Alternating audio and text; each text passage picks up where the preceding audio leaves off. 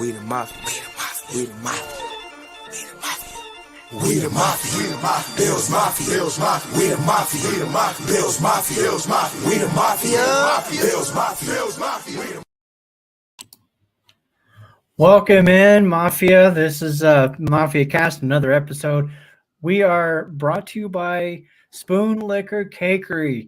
You can get your cupcakes. You can get cookies from there. She does some great work.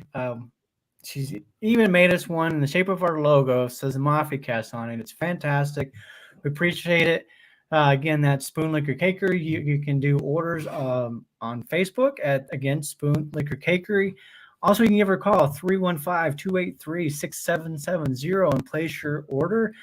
Delivery is, unfortunately, New York only, but I know there's a ton of Bills Mafia in New York, so get those orders in. And here we go. Casey, hold on. Let's get the party started. What's up, Back man? that one, buddy. Oh, good. Oh, it's so nice to have a victory again, isn't it? Oh, man. As soon as that game was over, the first thing I thought about was the Mafia Cast. I can't wait to talk about this game and what, I can't wait. It's just, it changes everything. So much more exciting when you get a win. 100%. I was excited to join I was like, all right, let's do this. We can this is going to be a good show. I mean, we're coming in with good vibes, unlike last week and the week before, and just struggling, but yeah. They're back, baby. They are back. What do you think about the game? I was texting you. You know how I felt in that first quarter. I was frustrated. I was like, come on. Are you kidding me? I never thought we'd never had control of the game. I mean, that first quarter, I was like, okay, I was like, if they're going to bury us, it's going to happen right now. And they couldn't pull away. And that was because Nick Chubb couldn't run the football. Which, nobody guessed that. I mean, kudos to the guy that bet under 20 yards for Nick Chubb, But that was insane. Jacoby Brissett had a game of his career, but it still wasn't enough. It just wild, absolutely wild. Yeah, I saw somebody on Twitter said something about our pass rushes, a subpar. But you watch that game. Brissett was making some moves back there and getting out of those, away from the pressure, because we were getting into the backfield and getting after him, and he was jumping around. I was like, wait, who's this guy? Right? I mean, he escaped Von Miller, a Von Miller sack. I was like, he's got him. And I was like, oh, he doesn't got him. And then next play, Von got him. Ultimately, not for a sack because he got tackled at the line of scrimmage. But I mean, he was making plays. He did what he needed to do, the team to do it in order to stay in the game. I mean, he brought him back. It got scary there for a minute. For just a minute, it got a little scary because of the last couple of weeks of the PTSD. But I was getting nervous about Amari Cooper. Like, every time he was getting targeted, he was catching the ball. And we'll talk a little bit about the corners in our secondary as well going forward and in this game and how they performed, and even in last week too. But my goodness, everything was thrown his way, he was catching. It was just annoying. He's on my fantasy team though, so yeah. I mean, Donovan Peoples-Jones. Yeah, he caught everything that was thrown to him. I mean, some of those passes and catches that they were making were pretty incredible. I mean, that one specific toe touch that Peoples-Jones had to get him into the red zone in the second half, I was like, that's just you can't do anything but tip your cap in order to make that catch. Yeah. I mean, if Diggs makes that catch, Bills Mafia is lighting up. Yeah. So Cooper finished with 8 catches, 113 yards, a couple touchdowns. Peoples-Jones, 5 receptions, 61 yards, and he had a touchdown. Nick Chubb added 3 catches for 48 yards and some screens. I didn't like that, those screen passes. He was lighting us up on that. I was like, oh man, I hope they don't keep doing that. And inexplicably, they kind of went away from that. I don't recall seeing another screen after that, or if they did, maybe Buffalo figured it out and stopped it. But man, 48 yards and 3 receptions on the screens is nuts. Yeah, I mean, he's one of the best running backs Yeah. if not the best pure running back in the game. Is he no? And he's not known for his pass catching ability. I mean, that's why they have Kareem Hunt. So maybe Right. that was probably part of the game plan. Be like, hey, let's throw these screens in there for Chubb and let him just go to work. It's just a long handoff for him. He's Yeah. still got the Yeah. line in front of him. I was worried that first quarter. I'm not gonna lie. I was nervous. Oh, I called you a name that I felt bad for calling you, and You I won't should. repeat. I won't. Well, you deserved it. Except I was not angry tweeting. All right. There's a difference. I don't know about that. Garen, people get frustrated during these games. You're preaching to the choir, bud. Yeah. So you're my outlet. All right. So you're my outlet. I love it. No, man, and even if you look at, I know Chubb, he only finished with 19 yards, right, on 14 carries. His longest run of the night was 12 yards. He got stopped behind the line of scrimmage a lot, but in that first quarter, I was like, dang, we're not doing anything to stop him because he was getting, but because we were doing so well in the run defense after that first quarter, they actually took some of that yardage off. Let me see if I can find it because I am just want to look at this, and I should have looked at it earlier today, but I didn't, so it's okay.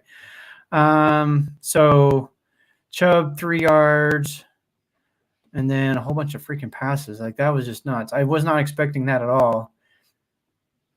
And that, let's see, it's not going to really tell me a whole lot, but and maybe that's why Brissett was having so much success early on because they came out throwing above. Like, what are you doing?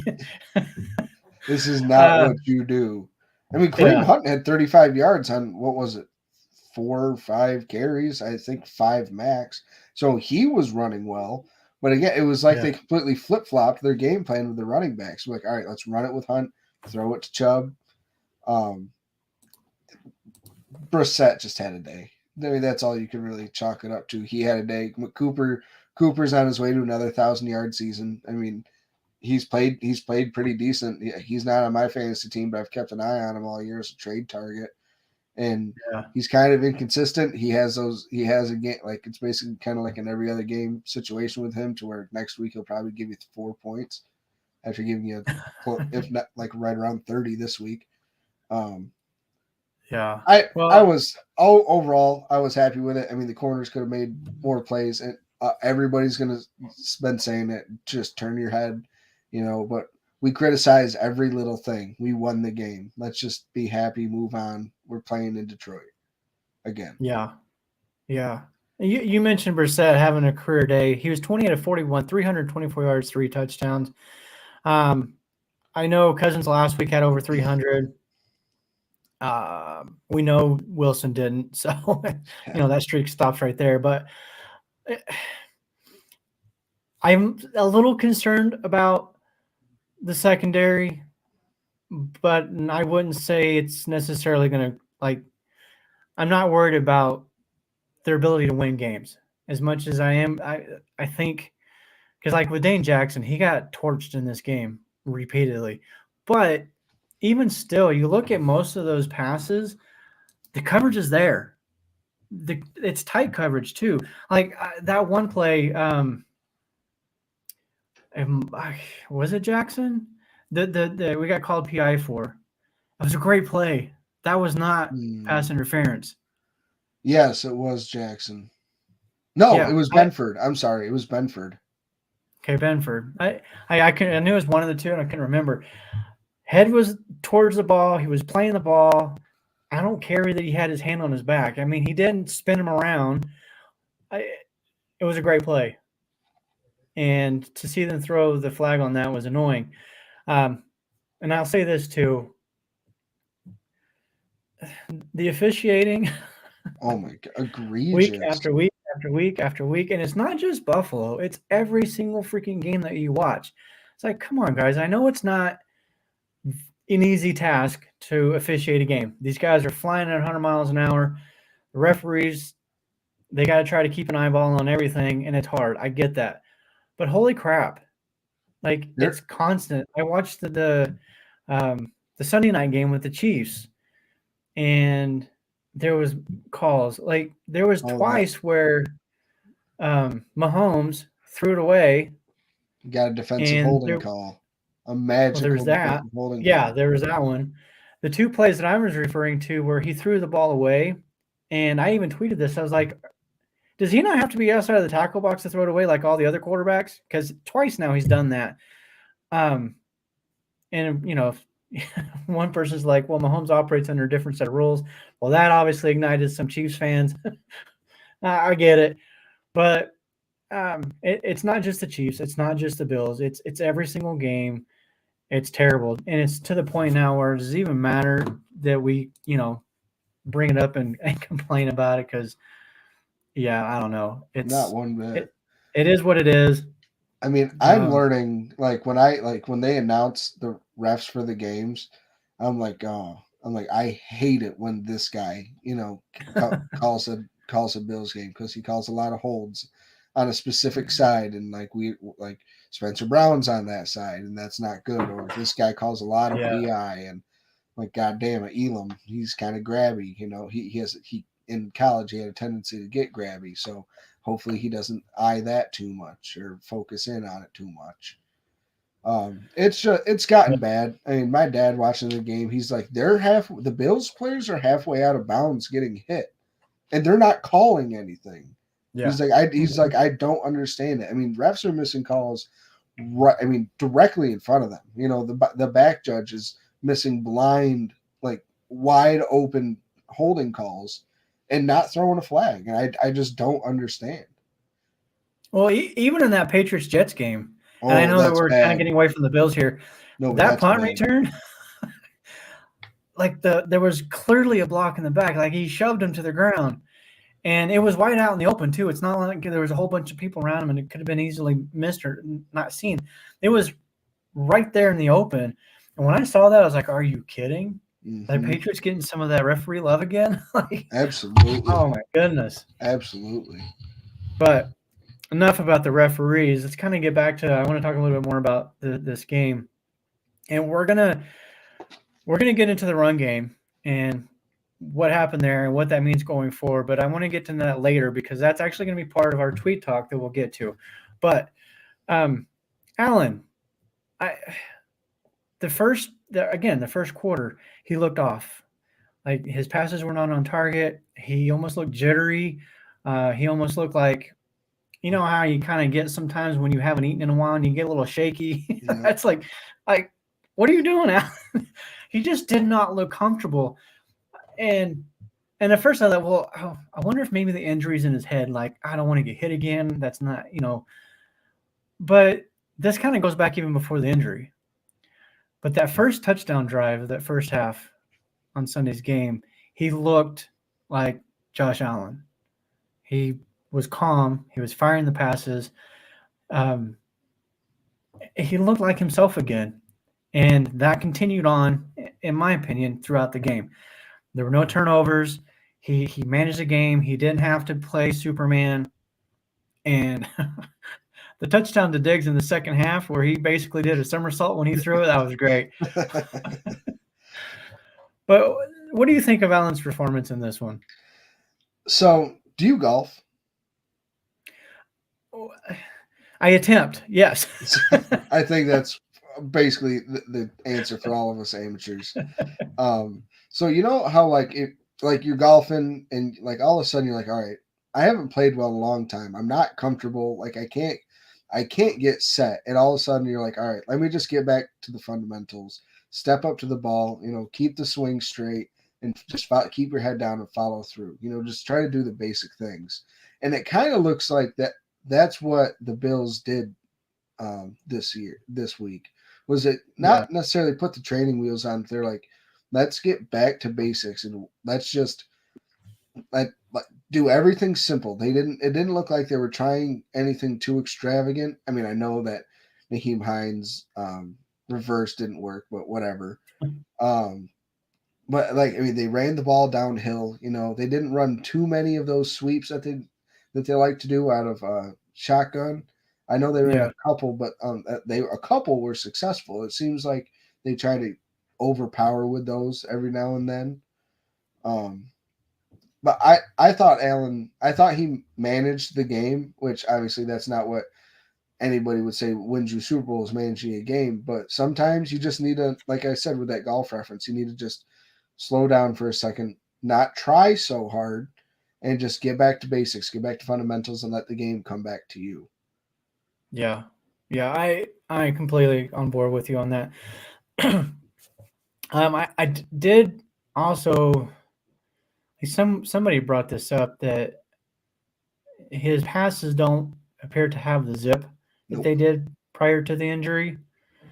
Um, I did also notice today in practice he was not wearing any brace on the elbow for the first time since the injury.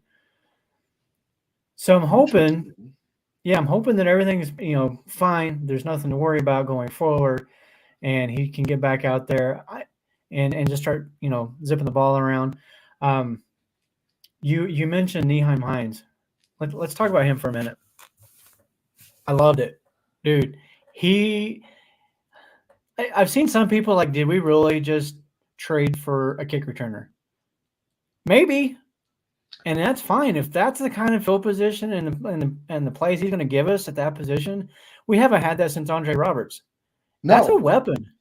I mean, the Bills pay special teamers, Tyler Mikanovich, Taiwan Jones. Jaquan Johnson is mainly a special teams gunner. I mean, look, they pay their special teamers, and for a reason. The Bills have one of the best special teams in the whole NFL. They have one of, if not the best, opponent's average start position on a kickoff.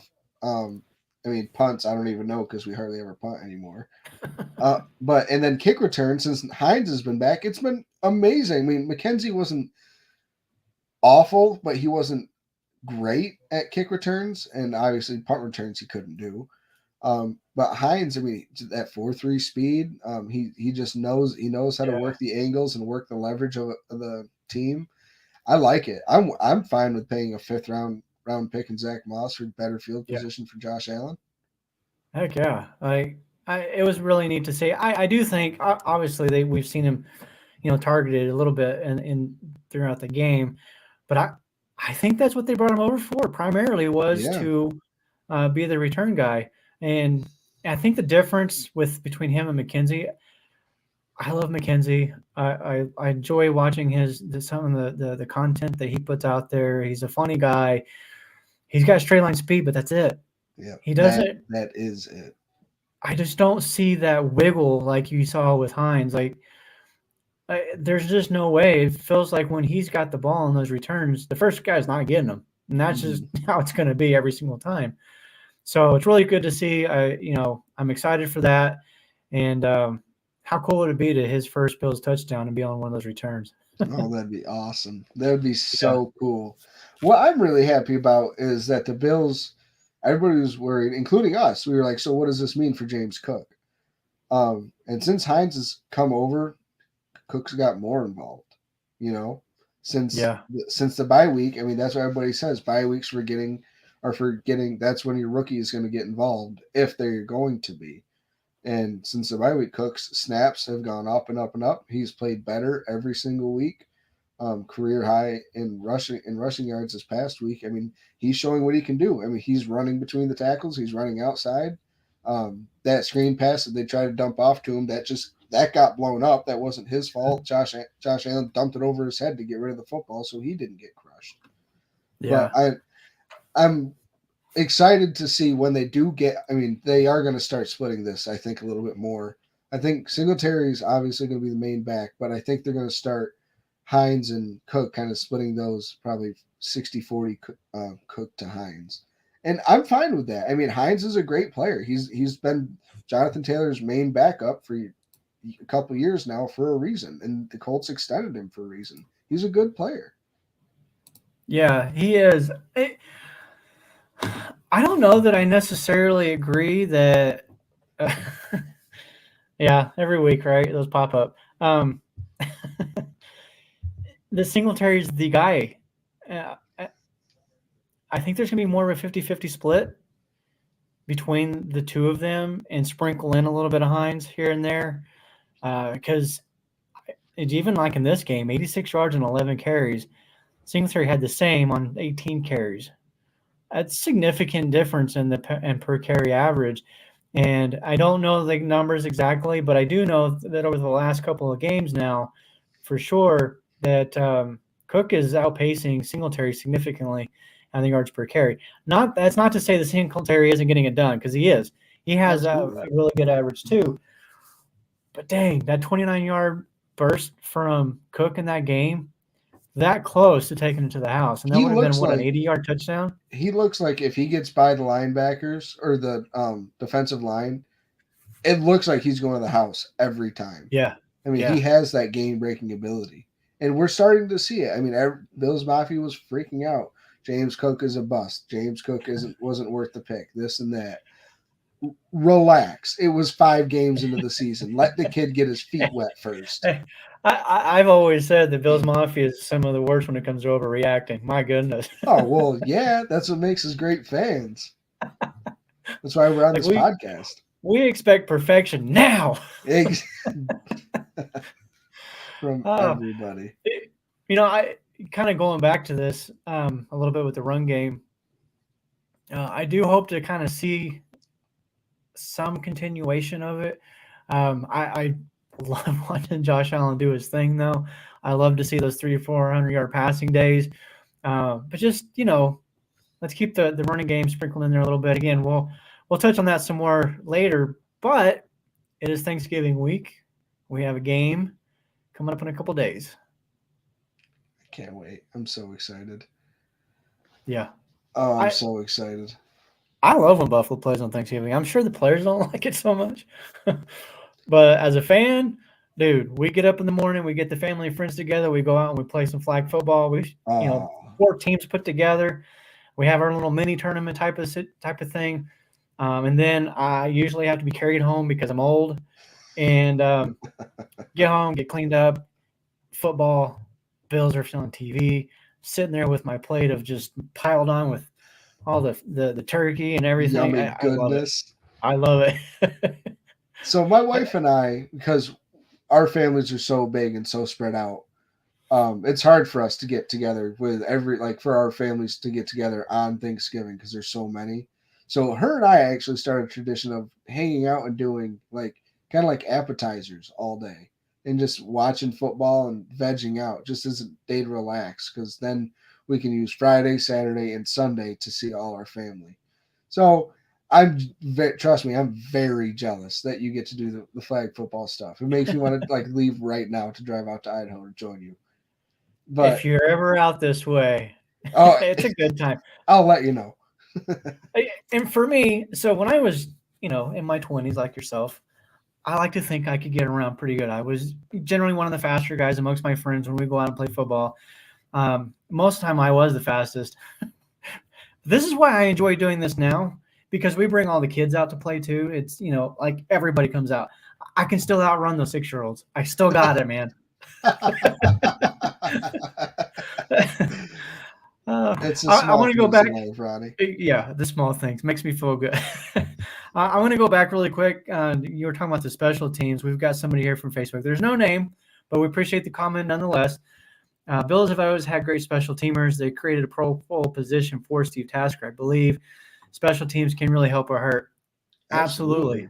Hey, we saw what happened when Isaiah McKenzie had those muffs last year. Was it the Jaguars? Yeah, I think it was the Jaguars game when he we were getting the second half kickoff. Or no, it was the Colts game.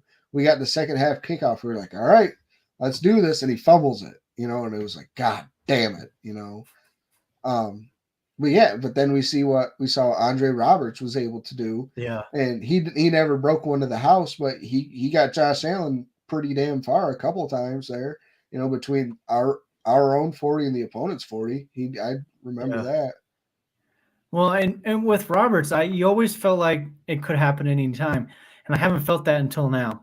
Yep, agreed. Seeing the way Hines was running around, I don't know that the position was necessarily created because of Steve Tasker. I remember back in those days there was another guy, Renee Thompson. I believe he played for the Giants.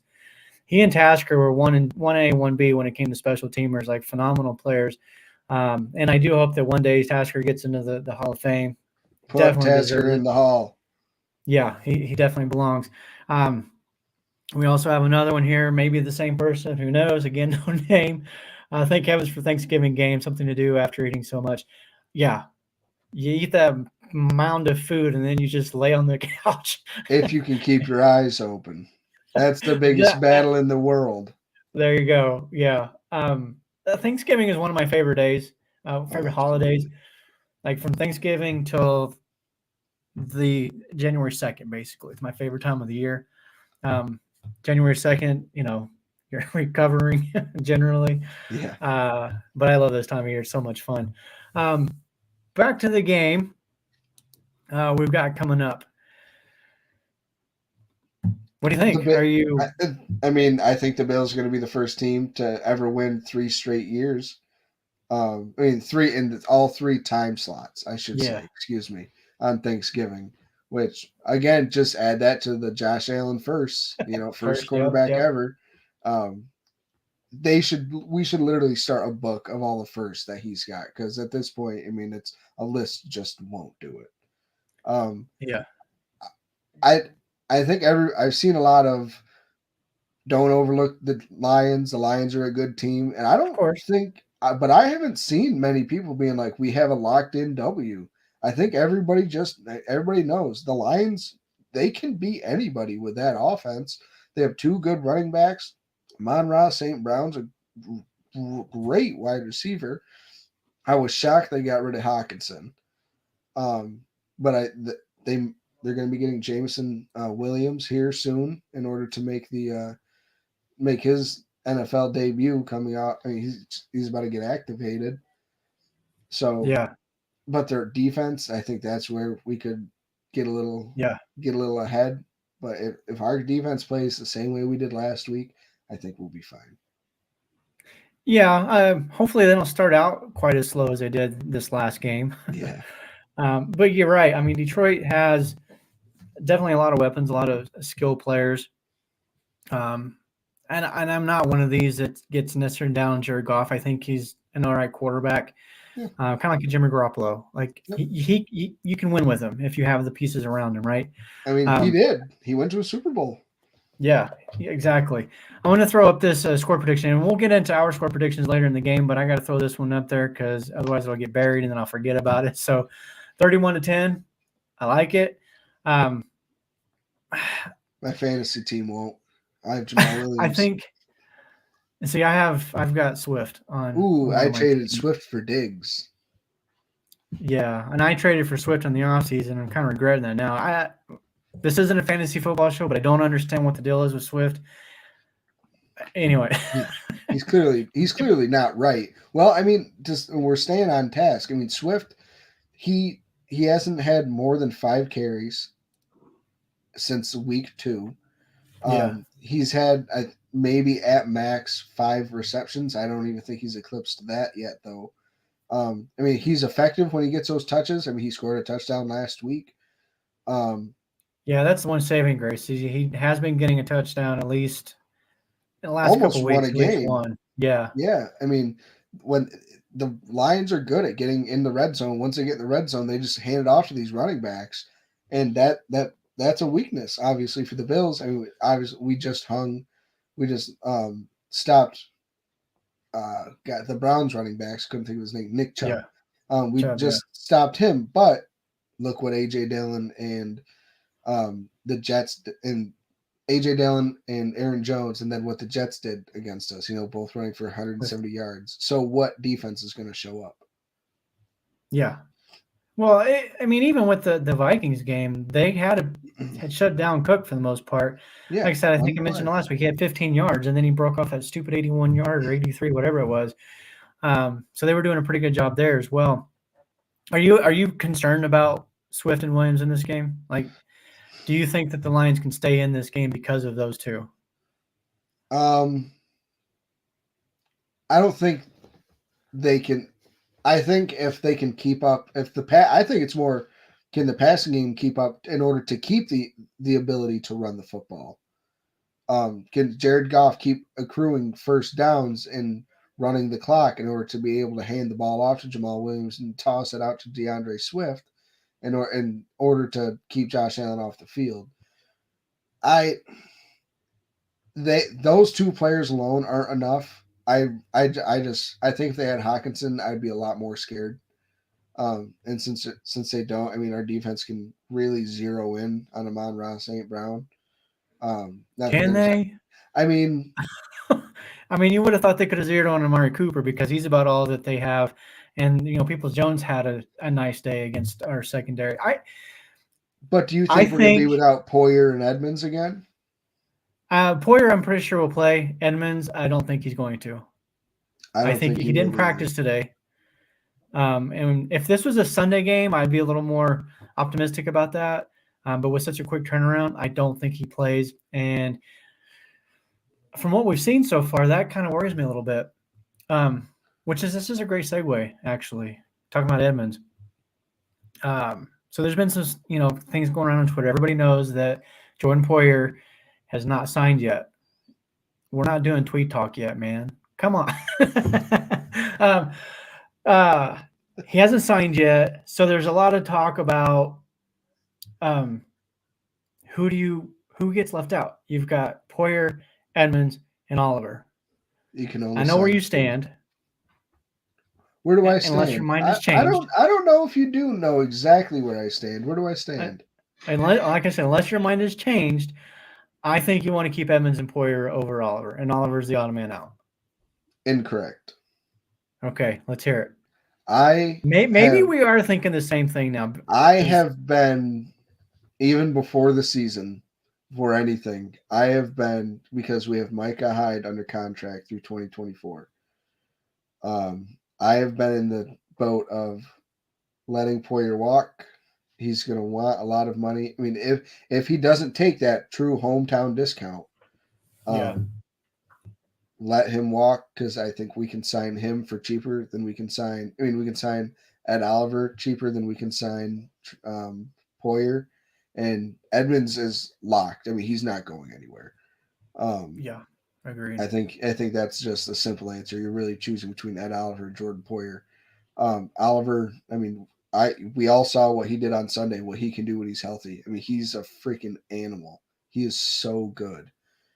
Is he a top 3 defensive tackle in the league? No. Is he top 10? I'd probably put him at number 9 or somewhere around there, just off the top of my head. I'll say this. I don't think he's reached his max potential yet. I don't think he's hit his ceiling. No, exactly. And that's my point is, I mean, you sign him to 3-4 year deal, something $10, $12 million a year. And you sign Tremaine Edmonds basically to, here's the freaking Brinks truck, just back it up to his house. Because they're not going to have an option but to do that. I don't think there's a linebacker in the league that does what Edmonds does. There's some good linebackers out there, good run stuffing linebackers. But I just don't see a linebacker that can cover the way he does.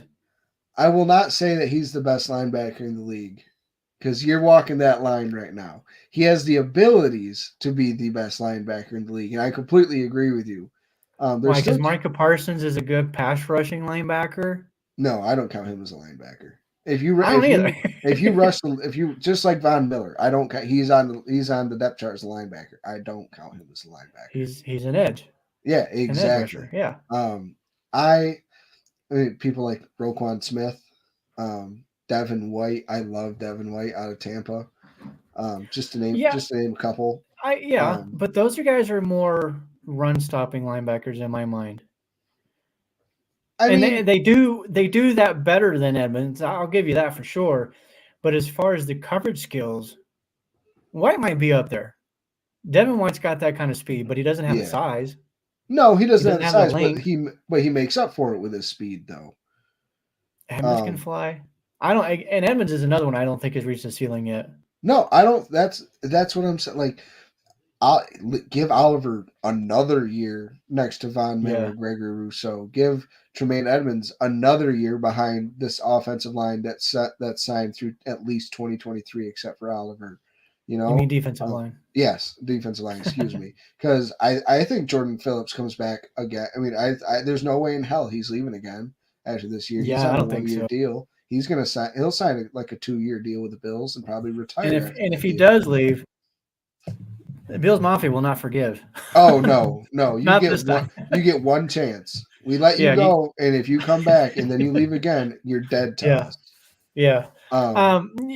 Yeah, I agree with you, and it legit hurts my heart to say that Poyer is the odd man out here. But yeah, I've kind of been looking at this and taking a little bit of heat on Twitter, of course, because of it. But Poyer is great. He's fantastic. He and Milano are the heartbeat of this defense, hands down, no question. But would we miss Poyer as much when he's out of the game if Hyde was back? exactly. I don't think we would. Because Hamlin is playing down low, where Poyer normally plays when Hyde is in the game. And Hyde's just back there playing free safety, playing center field, keeping everything in front of him. Yeah. And Hamlin's a damn good run stopping safety. He's proven I love his that. physicality. Absolutely. He is a hard hitter. And he's not that big. Well, at least he doesn't look that. I don't know actually what his size is. But yeah, he he gets after people when he hits, and it's cool to see. Yeah, like I said, I don't like the idea of Poyer playing elsewhere. I hate it, in fact. Like, he's one of the Bills Mafia favorites, and rightfully so. But at the end of the day, it's a football team. It's a business. You hear that all the time. I know it's cliche, but you have to think about it with your head and not so much your heart. It's the same way I play fantasy football. Like, if I play with my heart, my whole team would be Bills, right? Exactly. You can't. It just doesn't work. No. Hopefully, Bean can work some of that Bean magic and get them all three re-signed. That would be fantastic. He's done it before. Yeah. He's done it before. Run back this defense with the exact same players you got now, all healthy, and hopefully stay healthy. Gosh, I just can't. I keep going back to that.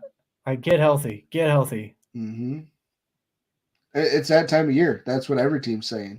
Get healthy. Everybody just get healthy, because now is when crunch time starts. Week 11. All right, now it's the uppers are separating themselves from the lowers. Who's really who in this league at this point? And the Bills are about to go into a gauntlet, playing the Jets, the Miami, the Dolphins, and the Patriots here the next month. And I think all but one of them are primetime games. Yeah, I don't know. It's I saw somewhere somebody said we only have 2 Sunday games left of the whole season. No kidding. Yeah, we're 7-3, so 6 games. So only 2 of them are on a Sunday, right? 7 games. Yeah, 7. So let's take a look. Let me pull up their schedule, because I saw that and I was like, "Are you for real?" That's a lot of. Well, I know a lot of prime time. Our Bengals game is Monday night. The Miami game is TBD. One of the Patriots games is a prime time. The Bills play on Saturday against somebody the day before Christmas. Yeah. So we've got, of course, this week, so Thursday. We've got New England at 6:15. It's a night game, December 1st. I'm not sure if that's Sunday night. That must be Saturday. December 1st?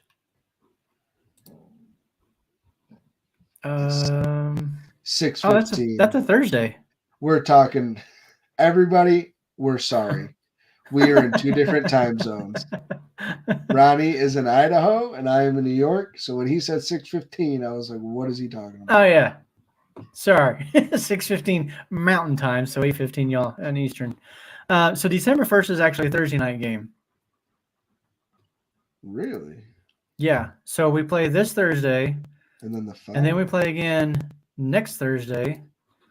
And then we have the Jets again, which is December 11th. That is a Sunday game, and that's a morning. Miami, that game is to be determined. I imagine if both teams continue to win, that will probably be flexed to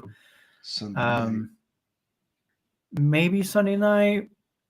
Most definitely probably a 4:25 kickoff, though, which is considered prime time because it's the only game in that time slot. But it's still a Sunday game either way. And then Chicago, December 24th. That's a Saturday. Christmas Eve. That'll be fun. And then, of course, the Monday night game against Cincinnati. And then the last one of the season, which is January 8th. That is also a Sunday, but it's TBD. So. And that's Patriots, correct? Yeah. So there's more than 2 here on a Sunday. Oh, yeah. For sure. So, well, tell me this. What do you think is going to happen this Thursday? Like the score or? Yeah, everything. I think we're going to win it. I know I'm going to throw this up here for you really quick. Facebook users, Uncle Joe. Thanks, Uncle Joe. Every team wants their people healthy this time of year. And yeah, obviously they do. I feel like our team is a little less healthy than most others. But so for this game, I think we're going to see more of the same that we saw last Sunday. Detroit's one of the worst run defenses in the game in the NFL, right up there with the Browns. So I can certainly see them taking advantage of that. I was kind of hoping the next week's game was actually Sunday, so the team would have like the full 10 days or whatever to rest up. And because these last 2.5 weeks have been crazy for the team, like dealing with obviously their opponents, the back-to-back losses, the snowstorm, wondering if they were going to even get to Detroit or not. Like I was seeing players on Twitter like, "Hey, anybody help me out?" Yeah. Spencer Brown was like, "I literally don't own a shovel." Yeah, I thought that was great. And to Bills Mafia's credit, they all stepped up. We even saw the shout out from Josh Allen during the broadcast on Sunday with a couple of guys that helped him out, his neighbors. So that was really cool. Absolutely. But that's a lot going on with that, and then flying back to Buffalo, dealing with all the injuries. Well, they had one good practice last week, and then a walkthrough, I think it was. I feel like they need a bye. I mean, I'm kind of happy that they're getting Thursday to Thursday and then Sunday, because we're getting at least that bye after the second week. I mean, now we're playing, and it was going to be 2 short weeks anyway. Well, it's really only 1 short week. Yeah. But at least now we can go home, rest for a week, and then then it's home again, I believe, and we get to rest for another 10 days. The next one is on the road, New England. Oh, it's at New England? Okay. Yeah, Foxborough. So we got Detroit, and then the 3 games after this are going to be huge. New England, Jets, and Miami. Yep. Gauntlet. Remember when everybody said the first 6 games of the season were going to be the hardest for the Bills? I don't think the Jets is going to be hard. I don't think the Patriots game is going to be hard. Like watching that game, well, I didn't watch the game, but just seeing the score 0-0, 0-0, 0. Like every time we came across the ticker, 0-0, 3-0, 3-3, 3-3. It's like, are you kidding? Like I know. My dad was like, "Oh, what a fun game to watch." Yeah. I'm just not. I know the Jets beat us. I get it, but I'm not sold on them. Zach Wilson. Blind squirrel finds a nut. Zach Wilson's about to lose his job. Yeah. Joe Flacco. Did you see all the talk about him? Yeah, that Saleh wasn't committal to him to this week. No kidding. He said it wasn't his fault they didn't win the game. Bro, you put up 3 points. You got outscored by his special teams. Yeah. Yeah. Which his defense shouldn't have been counted because of blocking the back, but still. Well, the block in the back happened. And he wasn't. I want to say it was inside the 10-15 yard line. Yeah. And I think that there was still time on the clock. 5 seconds. So they still probably would have pulled it out even if they did call that, because it's a spot foul, I believe, correct? Yeah, spot foul and then 10 back from the foul. Yeah, so they still would have been well within field goal range, so you would think. But um, this game, it does give me some excitement, knowing like in today's practice that Josh Allen wasn't wearing the brace. It does make me think that maybe they're going to come out and kind of sling the ball around a little bit again. Try to boat race him. Um, yeah, so we'll see. I do think that I'm going to say, okay, here's a bold prediction for you, bold take. I like I it. mentioned Here this we the other go. day. 3-and-out on the opening drive. That's 4 weeks in a row they've had a 3-and-out. And that's just the last 4 weeks. I don't know about the weeks prior to that. I didn't look. I didn't want to look. I think they get a touchdown on the opening drive. I think they finally get that done. I do think they start get kind of back to what we saw them previously, the first 6 weeks of the season, where the offense was just kind of lighting it up. The one thing I'm not sure is going to happen, though, is Josh Allen in the red zone has disappeared. The called runs. Yep. Like, what happened to that? And I think that's the issue with the red zone. We've got to get back to that. We've got to at least let the defense know we can still do it. We can still call that play, because it's almost like nobody is afraid of that anymore. Like, they don't think they're going to run it. I mean, but at the same time, go ahead, don't think about it until, they pull it out of their back pocket against somebody, and that kind of seemed that's what last week seemed like to me, was that they had, all right, we're going to stuff everything we really got in our back pocket, and we're going to play it seemed, the game plan seemed very vanilla on offense. And I got to be honest, I think that's my take that on this week too, that I think they're going to go very vanilla. I think this week's going to look a lot like last week. Just game style wise, I think they're going to be like, all right, let's run the football again, make the game a little bit faster. We'll take some deep shots here and there. If they're not there, Allen, not drop it down to Diggs. Drop it down to Knox, and take your 3 to 7 yards every time. Um, I think they're going to really focus on that and make teams really start to believe, hey, all right, they're starting to really commit to the run now, and that's when Josh Allen and Diggs and Davis are going to be able to hit those play action deep passes again. Yeah. You mentioned Davis. I have to say this really quick. So I know you guys, you play Madden. I play Madden. Different consoles, whatever. This week, so on Madden Ultimate Team, they have a Gabe Davis card. Ooh. That you get the card, and then what he does on Thursday's game will determine if that card's rating goes up or not. That's cool. If the Bills score 17 or more points, his card goes up +1 rating, and if he gets 50 yards plus and a touchdown, it goes up another point on the rating. So I'll be watching for that. That's cool. That's cool. See, I don't play Ultimate Team. I've never been a huge fan of it, mainly because I really only play Mike. But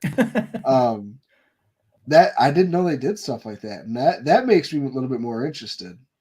Yeah, it's pretty cool. Like to be able to play with some of the old school players too on there. That's pretty neat. Thurman Thomas. I've got Andre Reed on my Ultimate Team. But so for this game, you make a good point, actually, especially with this 3-game stint with the divisional opponents coming up. I don't think they're going to want to kind of show their hand. But at the same time, I don't want them to be too vanilla. Like, we still got to beat the Detroit Lions, So my score prediction, let's see. I like that 31-10. However, I do think the Lions get a little bit more because they do have a really good offense. And I wouldn't be surprised if we kind of see a little bit more of the same, where the Lions kind of jump out a little bit and get things rolling, and then the defense figures out, oh, okay, that's what you're doing, and we're going to stop it. So I'm going to go with this one, 34-17. I'm going to start going first on these because I was going to say 32-17. I think Jamal Williams is going to get his weekly touchdown. I think DeAndre Swift is going to continue to be a shell of himself while he's unhealthy. Amon-Ra is going to get his, he'll get his 8 for 80, maybe a touchdown, maybe not. That's really what determines whether they're going to score 17, is if he can get that touchdown. I mean, last week I understand Jamal had 3 and Swift had 1, but they usually try to throw one in close to Amon-Ra at some point. I think St. Brown's going to have 100 plus. I think he's going to have a good game. I do. Just based on what we've seen so far from the Bills' defense and their secondary. Let's figure out a fun bet because I don't think he will. What are you thinking? It's kind of hard when we're so far apart. I can't jump on any lakes. We don't have any around here. I know. Kidding, we do. You can't jump on any lakes. That bet's taken. Loser gets whipped cream to the face next week at the end of the show. Am I going to whipped cream my own face? Yep. Plate full of whipped cream. All right. You got it. Mike has to do it no matter what. All right, so my I'm on St. Brown, 100 yards. All right, I'll take the under. I will say 31 to nope, I'm going to say 31-14. 31-14. All right. I think Williams is going to get his I think Williams is going to get a touchdown. Someone else is going to get sprinkled in. But I think the Bills are going to be able to make I think we're getting Poyer back is going to make a big difference in this pass game. We had him back last week. Poyer? Well, yeah. Still. Are you nervous now? Just wait a little bit. All right. We're getting a little short on time, but we definitely have to get into our tweet talk.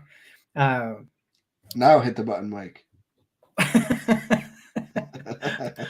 So I'm going to throw this up here to share the screen and what was said. So we put this up earlier today just to kind of get some chat going. And Cleveland has a bottom 10 rush defense. Detroit is the second worst in the league at defending the run. Do you think that this is something that's going to continue, or is what we did last week, was that like a game plan thing, and does that happen again this week, or is that going to be like kind of a long-term change in this offense? What do you think? I mean, like I said earlier, I think we're going into this game not showing our hand too much, just trying to accomplish the job, no matter how it looks. Run the football, take what's given to us, no matter what, and attack it that way until we really need to start opening up the playbook again. Yeah, I think we have another 180 plus yards on the ground from these two backs, and so maybe. Are we going to be the first team ever to rush for 100 yards in every single game of a season? Maybe. Hey, we're the first team to do it in what, like 7 straight games or something like that to start the season or something? Yeah. So, what's your preference? Do you want to see this kind of this change going forward, or like I've told you, I want the runs to be more effective. I don't care how often we run. I want to not get stuffed at the line.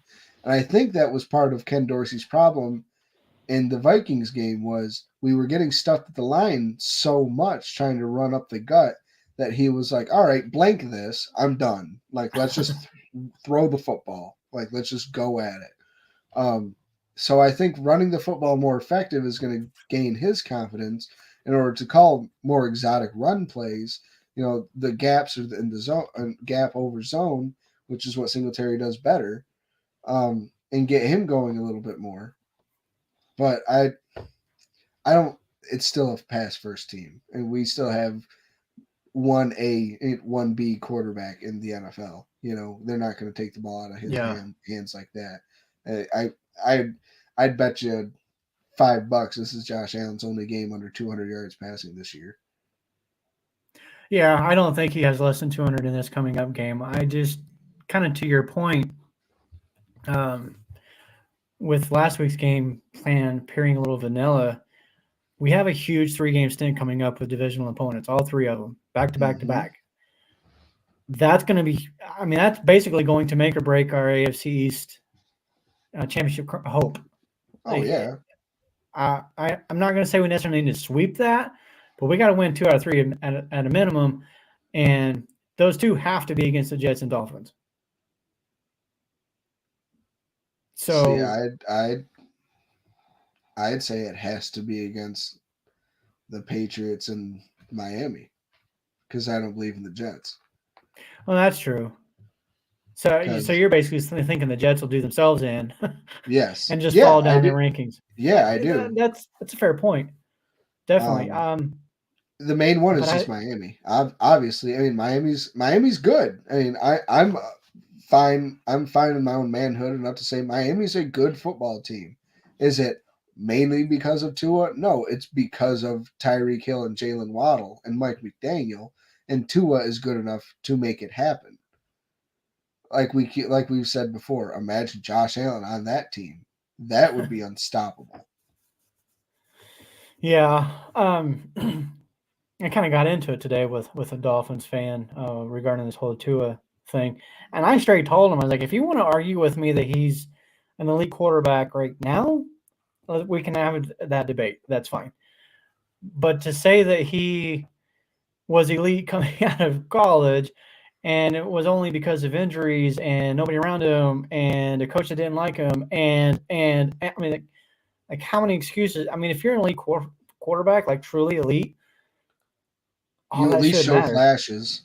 Exactly. And Josh Allen hurdling people. Right. Josh and that's Allen the thing, too. Throwing 70-yard bombs.